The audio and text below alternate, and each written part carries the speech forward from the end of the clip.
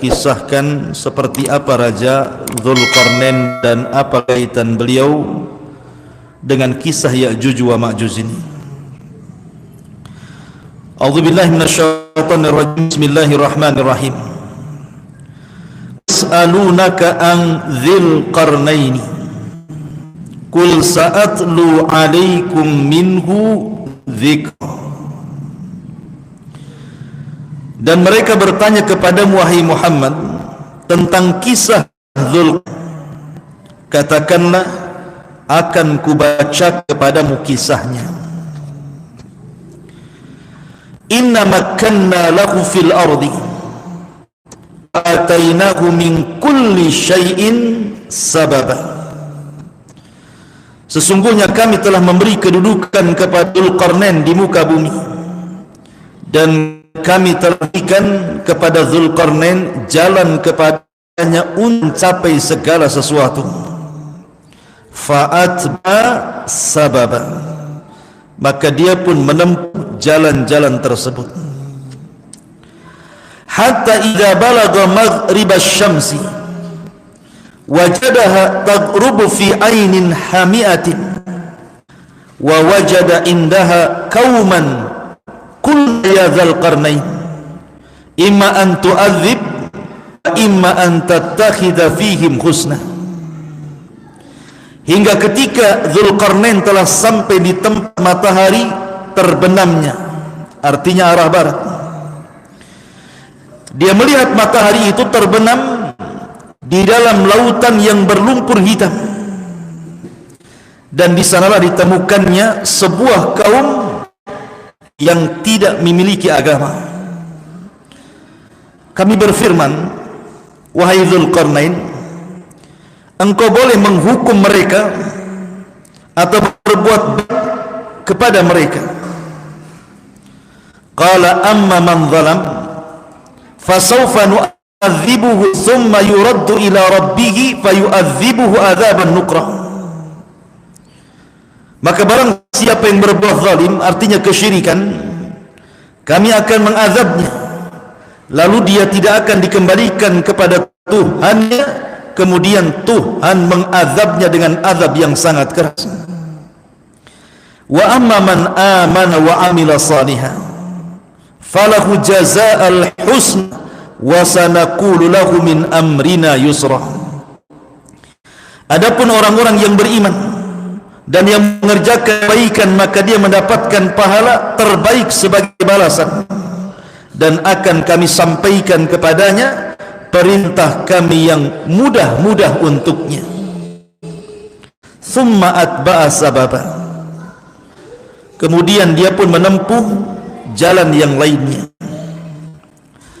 Hatta idza balagha matli asy-syamsi wajadaha tatlu'u ala qaumin lam naj'al lahum min dunihi sitra. Hingga ketika dia sampai di tempat terbit matahari, didapatinya matahari bersinar di sebuah kaum yang tidak kami buatkan sebuah perlindungan bagi mereka dari cahaya matahari. Kadzalika wa qad ahatna bima ladaihi khubra. Demikianlah, dan sesungguhnya kami mengetahui segala sesuatu yang ada padanya, maksudnya Dzulqarnain. Thumma atba'a sababa, kemudian Dzulqarnain menempuh jalan yang lain.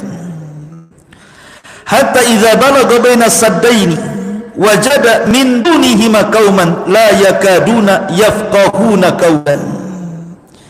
Hingga ketika dia sampai di antara dua gunung, didapatinya di belakang kedua gunung itu sebuah kaum yang hampir tidak dipahami cara bicaranya. Qalu ya Dzulqarnain inna Ya'juj wa Ma'juj mufsiduna fil ardh. Dari sini mulai kisahnya. Mereka berkata, wahai Dzulqarnain, sesungguhnya Ya'juj wa Ma'juj adalah makhluk yang merusak bumi. Fahal naj'alu laka kharjan ala an taj'al bainana wa bainakum sadda. Kemudian mereka mengatakan, maka wahai Dzulqarnain, bolehkah kami membayarmu imbalan agar engkau membuatkan benteng penghalang antara kami dan mereka Ya'juj wa Ma'juj. Qala ma makkani fihi rabbi khairun fa'inuni biquwwatin aj'al baina wa bainakum radma. Yang telah dianugerahkan Tuhanku kepadaku jauh lebih baik dibandingkan ibadah kalian, maka bantulah aku dengan kekuatan agar dapat membuatkan dinding penghalang antara kamu dengan mereka. Atuni zuburul hadid hatta idza sawa baina sadafaini qalan fuhu hatta idza ja'alahu naran qala atuni ufrid alaihi qitra. Berilah aku potongan-potongan besi hingga ketika potongan besi itu telah terpasang dan sama rata dengan kedua puncak bukit itu, Dzulqarnain berkata, tiup api padanya. Ketika besi-besi itu sudah menjerah seperti api, dia pun berkata, berilah aku tembaga yang mendidih, akan kutuangkan di atasnya besi panas itu. Famastatau an yadharuhu wa mastatlahu naqbah. Maka mereka Ya'juj wa Ma'juj tidak dapat mendakinya dan tidak dapat pula melubanginya. Qala hadza rahmatun min rabbi fa idza jaa wa'du rabbi ja'alahu dakka wa kana wa'du rabbi haqqan. Sampai di sini kisah Dzulqarnain. Dzulqarnain berkata, dinding itu adalah rahmat dari Allah. Maka apabila apabila janji Tuhanku sudah datang, maksudnya mendekati kiamat, dia akan menghancurkan benteng itu dan mengeluarkan Ya'juj, dan janji Tuhanku itu sangat benar. Taib. Ma'asyiral muslimin yang dimuliakan Allah Subhanahu wa taala, kisah Dzulqarnain ini adalah kisah yang menarik dan banyak dan syarat pelajaran. Sebelum saya mulai kisah Dzulqarnain, bila Nabi SAW pernah diberikan soalan oleh orang-orang musyrik Arab. Kita tahu bahwa Madinah itu penuh dengan orang-orang Yahudi, dan orang-orang musyrik Arab paham bahwa orang-orang Yahudi itu diberikan kitab kepada mereka dan pengetahuan tentang kenabian. Sementara orang-orang musyrik Arab itu mereka tidak yakin dengan kenabian Rasul. Maka mereka kemudian berusaha bertanya kepada orang-orang Yahudi Madinah. Berangkatlah tokoh Quraisy ini menuju Madinah bertanya soal kenabian. Apakah Nabi yang muncul di Mekah itu benar adanya ataukah dusta adanya? Maka para pembesar Yahudi itu kemudian ada yang mengatakan bahwa akhbarul pembesar-pembesar Yahudi di Yathrib mengajarkan kepada musyrik Arab itu 3 soalan. Mereka mengatakan, saluhum an Muhammadin wasifu lahum sifatahu wa akhbiruhum biqaulihi fa innahum ahlul kitabil awwal. Kata pembesar orang-orang musyrik itu, coba tanya mereka kepada mereka orang-orang Yahudi tentang Muhammad, kemudian sifatkan kepada mereka si Muhammad ini seperti ini, kemudian habarkan kepada mereka tentang perkataan-perkataan Muhammad kepada kita, kepada mereka, karena mereka ahlu kitab itu mereka mesti ada kepahaman soal ini. Maka kata orang-orang Yahudi itu, kalau memang dia seorang nabi, tanya kepada dia 3 soalan. Kalau seandainya dia sanggup menjawab, saluhu an thalathin, tanya soal 3 soalan, kalau dia bisa menjawab, fahuwa nabiyyun mursal, berarti dia memang nabi yang diutus. Tapi kalau dia tidak bisa menjawab, maka dia bukan seorang nabi, dustakan pengakuannya. Yang pertama, kata orang Yahudi, tanyakan kepada mereka, saluhu an fityatin zahabu fid dahril awal ma kana min amrihim. Tanya pada si Muhammad yang ngaku nabi itu tentang anak muda yang ada di zaman dulu yang dalam sebuah gua, bagaimana ceritanya. Kalau dia seorang nabi mesti tahu ceritanya. Kemudian yang kedua, saluhu an rajulin tawafin qad balagha masyariqal ardi gharibaha. Tanyakan juga kepada si Muhammad itu tentang seorang laki-laki yang tawaf keliling dunia sampai mencapai ujung timur dan barat. Wa makana naba'uhu, bagaimana ceritanya, kabarnya seperti apa. Kemudian yang terakhir, wasa saluhu anur ruh, tanya juga tentang ruh, apa itu ruh. Jadi 3 soalan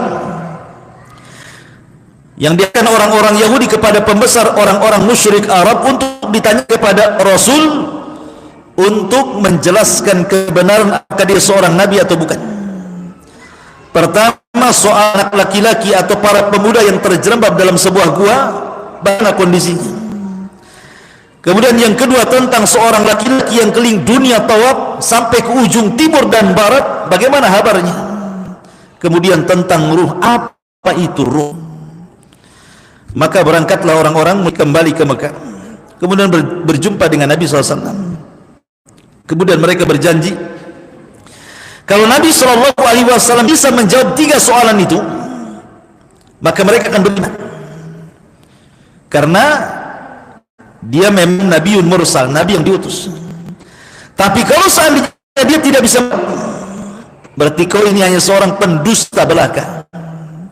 Kemudian Nabi SAW dengan senangnya akhirnya lupa mengucapkan kalimat in Allah. Dia mengatakan, besok saya akan jawab. Setelah kemudian diberikan soalan-soalan tersebut, Rasul langsung mengatakan saking bahagianya mereka kalau seandainya mendapatkan jawaban itu, mereka akan beriman. Dan Rasul yakin tahu bahwa Jibril akan datang nanti malam memberikan jawabannya, lupa pula mengucapkan insyaallah. Rupanya keesokan hari Jibril tidak turun. Tentu Nabi tidak mungkin menjawab dengan asal-asalan, pasti akan ketahuan kesalahannya. Hari kedua Jibril tidak turun, hari ketiga tidak turun, seminggu lewat tidak turun, hari ke-10 tidak turun, hari ke-11, 12, sampai kemudian pertengahan bulan Jibril pun tidak turun. Mulailah orang-orang membicarakan tentang kedustaan Nabi ini, karena Rasul sudah janji besok jawabannya kan gitu, lupa mengucapkan insyaallah. Sementara Jibril tidak turun-turun dan tidak mungkin pandai-pandai menjawab.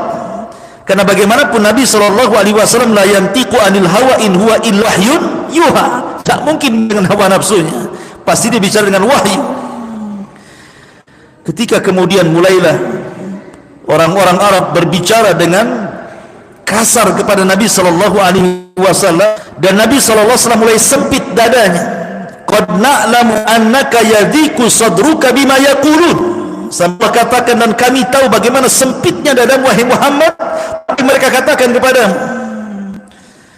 Ketika hampir mendekati bulan, maka turun memberitahu jawabannya dengan menurunkan suratul Kahfi. Adapun anak-anak muda yang terjerembab dalam sebuah bala Ashabul Kahfi, kemudian dibacakan ayat tentang masalah kisah Ashabul Kahfi dalam suratul Kahfi. Adapun laki-laki yang tawaf sampai ke ujung timur sampai ke barat, dialah Raja Adil Dzulqarnain yang nanti kita akan kisahkan.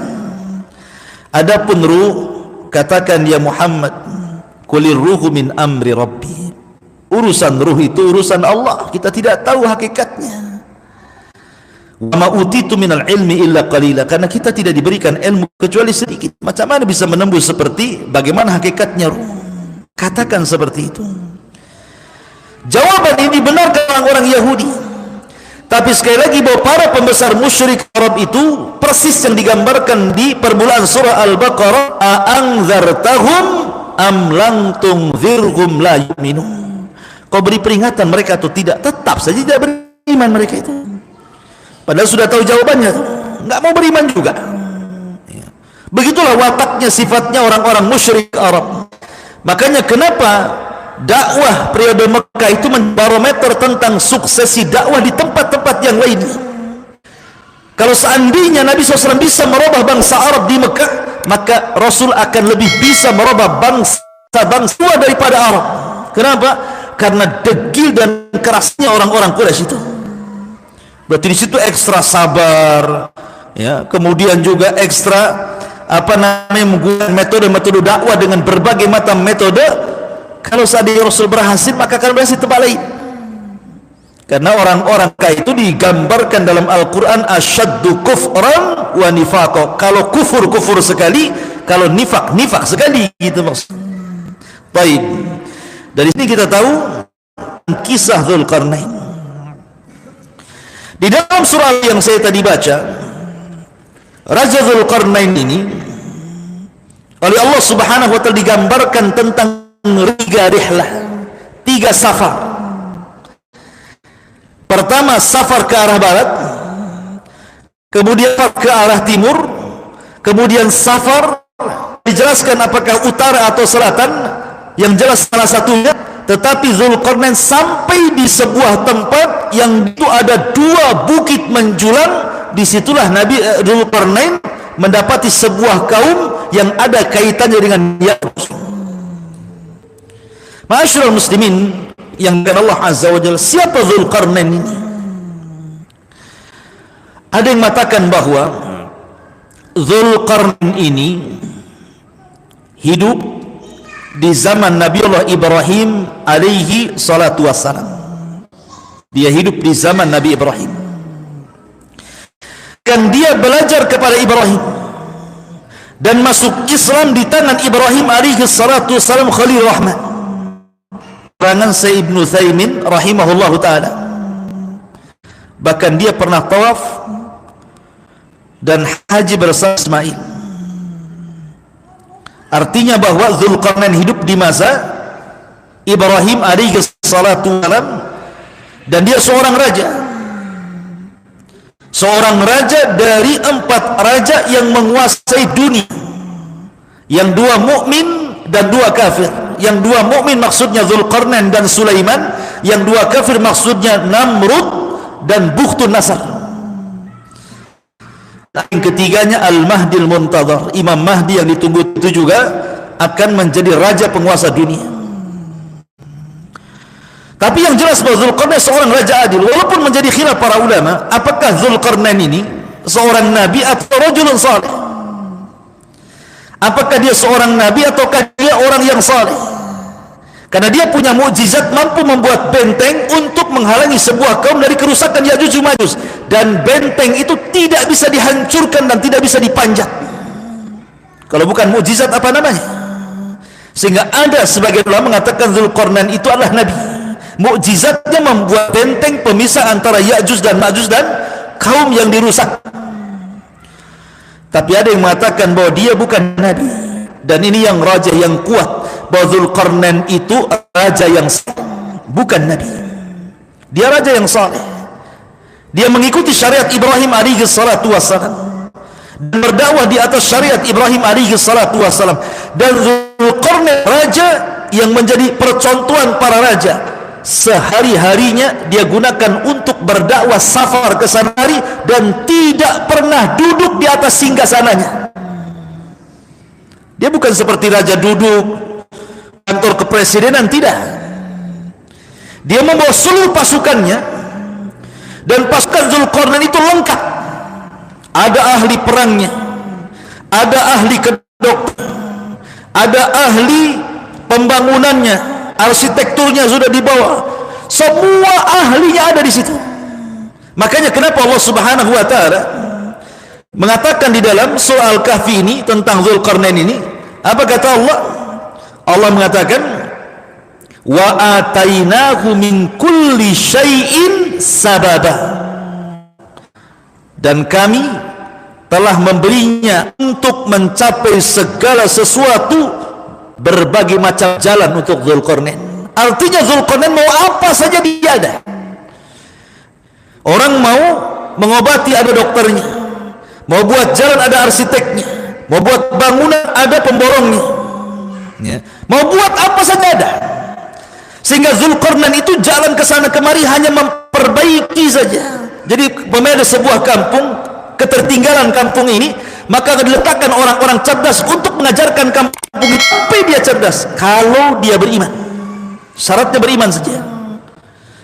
Baik, di sini perjalanan pertama yang disebutkan dalam surah Al-Kahfi, Dzulqarnain berjalan ke arah barat. Ini yang pertama, beliau berjalan ke arah barat. Ada yang mengatakan perjalanan Dzulqarnain itu disebutkan dalam riwayat Abdullah bin Abbas radhiyallahu anhu 500 tahun. Beliau habiskan waktunya 500 tahun untuk berjalan ke barat, timur, dan ke sebuah daerah entah berantah yang di situ ada kaum yang kemudian meminta supaya dibentengi antara mereka dengan Ya'juj Ma'juj. Bayangkan 500 tahun jalan ke sana kemari. Ya. Untuk apa? Untuk dakwah.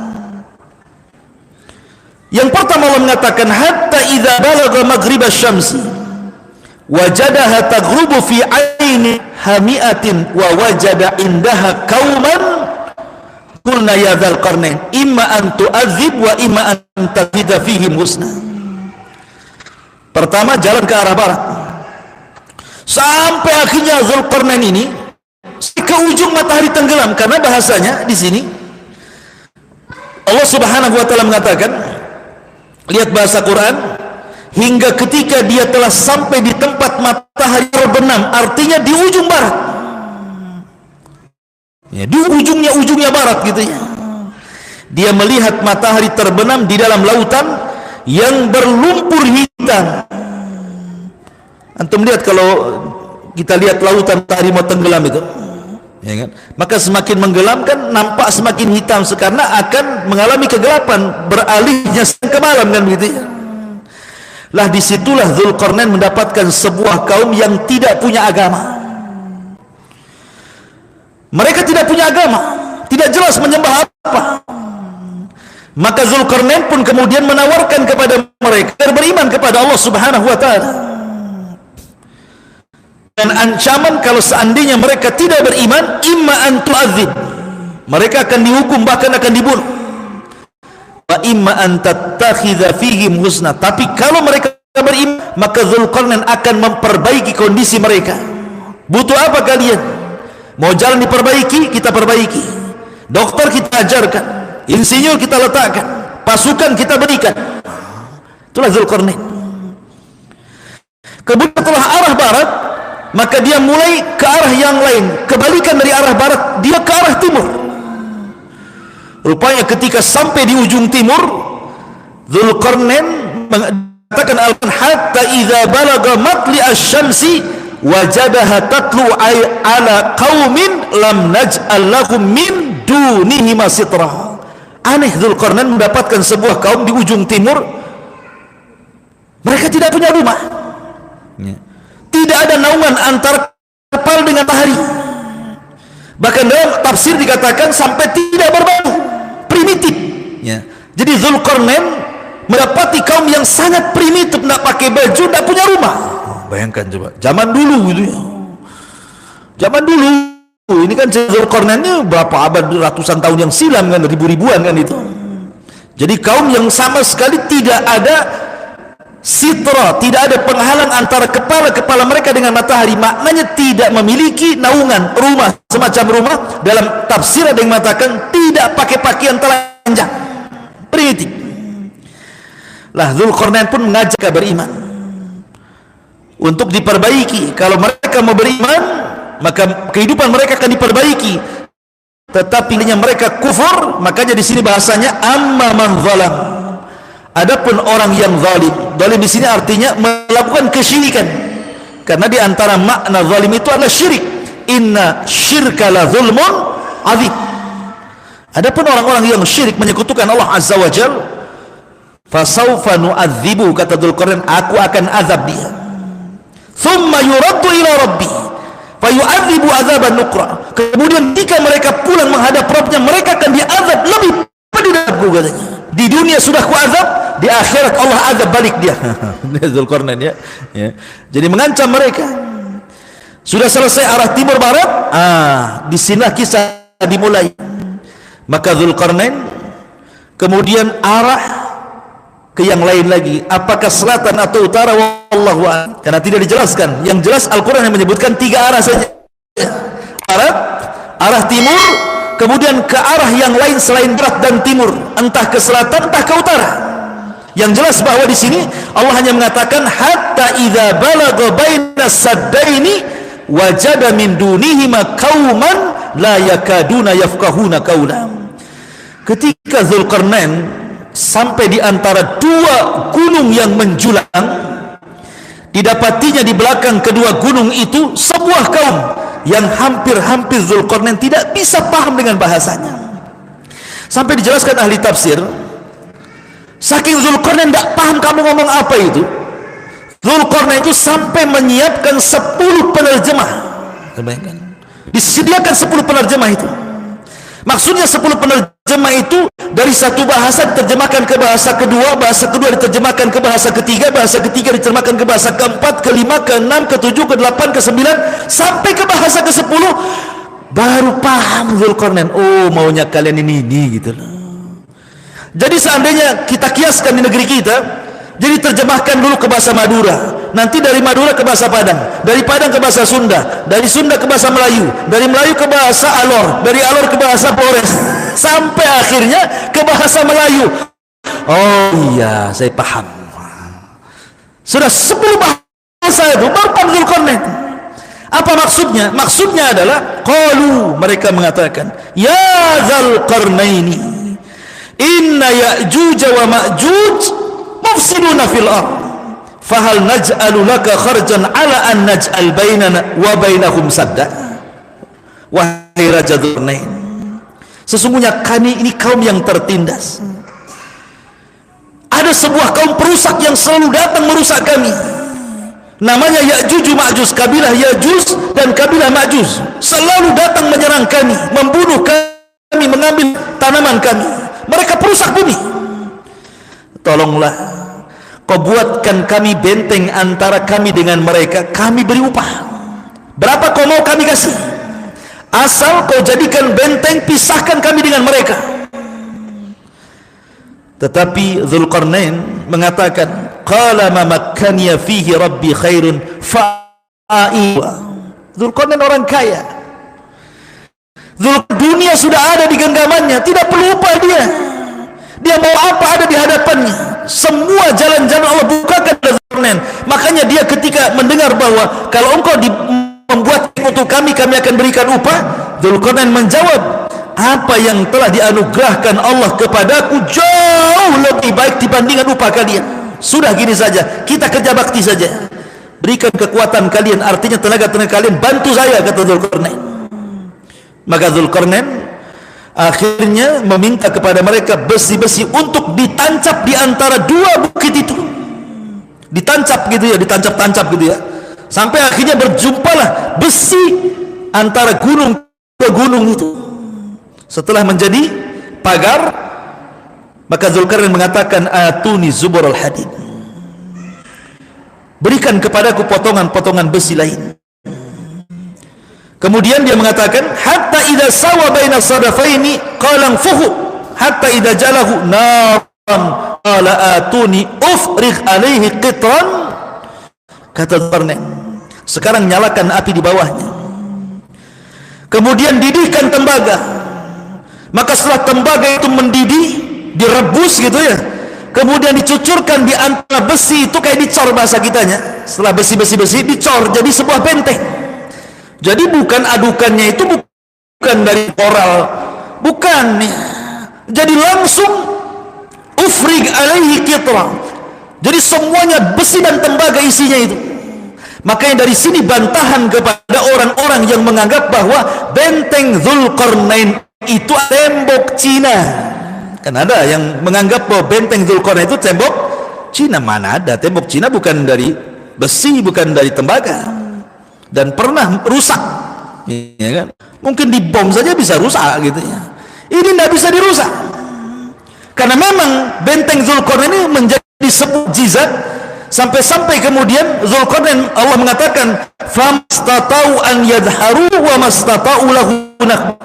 Maka mereka Ya'juj dan Ma'juj tidak dapat memanjatnya saking tinggi, dan tidak mampu menghancurkan dan melubanginya. Artinya ini mukjizat, siapapun tidak bisa merobohkan benteng itu. Sampai-sampai Safiyah, istri Nabi SAW, menggambarkan suatu ketika Rasul terkejut tengah malam dan bangun. Kemudian Rasul mengatakan, sungguh telah dekat keburukan bagi bangsa Arab. Sungguh telah dekat keburukan bagi bangsa Arab. Sesungguhnya benteng Dzulqa'dah terlobangi oleh Dzulqarnain sekitar 1 dirham segini. Jadi Ya'juj dan Ma'juj bilang ngeker ya, Abang Karim ya. Jadi lubangnya itu sudah terkeker gitu kan. Tetapi mereka tidak bisa menghancurkannya. Sampai-sampai dalam riwayat Ya'juj wa Ma'juj itu, mereka kalau datang di pagi hari mereka untuk melubangi. Bayangkan jumlah mereka banyak. Setelah kemudian mereka membuat terowongan menembus benteng di bawah benteng itu, kemudian sudah taghrubus syams, matahari sudah tenggelam, maka pimpinan proyek mengatakan, sudah, kita tidak usah menggali lagi, sekarang sudah malam, kita beristirahat, besok kita lanjutkan proyek kita. Rupanya ketika dari besoknya mau melanjutkan terowongan itu, balik lagi seolah-olah tidak pernah digali. Begitu saja ya. Sampai nanti di akhir zaman, pimpinan mereka itu, kepala proyeknya mengatakan, ghadan nahfiru insyaallah, sekarang kita istirahat, tapi besok kita lanjutkan proyek pembuatan terowongan ini insyaallah. Lihat, ketika pimpinan Ya'juj wa Ma'juj mengucapkan insyaallah, maka Allah jebol benteng itu. Dan ini penting mengucapkan insyaallah. Ketika Nabi tidak mengucapkan insyaallah, Jibril tidak turun-turun kan? Ini Ya'juj dan Ma'juj, makhluk yang jahat, ketika mengucapkan insyaallah berhasil dia. Menunjukkan keajaiban kalimat insyaallah. Jadi jangan lupa antum itu mengucapkan insyaallah, apalagi kalau besok datang atau tidak, insyaallah tak datang. Bukan gitu. Kalau tak datang jangan bilang insyaallah, ya nggak datang lah. Maksudnya kalau bilang datang insyaallah datang. Karena kalau seandainya tidak mengucapkan insyaallah, antum yakin bisa datang. Terkadang antum ada masalah, kecelakaan atau apa, nauzubillah, kita tidak tahu. Maka segala perjanjian itu dengan masyiatullah, kehendak Allah Subhanahu wa taala. Karena kalau seandainya kaki kita bisa melangkah, itu karena kehendak Allah, kalaupun tidak, semua karena kehendak Allah. Maka penting seseorang mengucapkan insyaallah. Sudah isya? Baru cerita Dzulqarnain. Baik, kita lanjutkan minggu depan.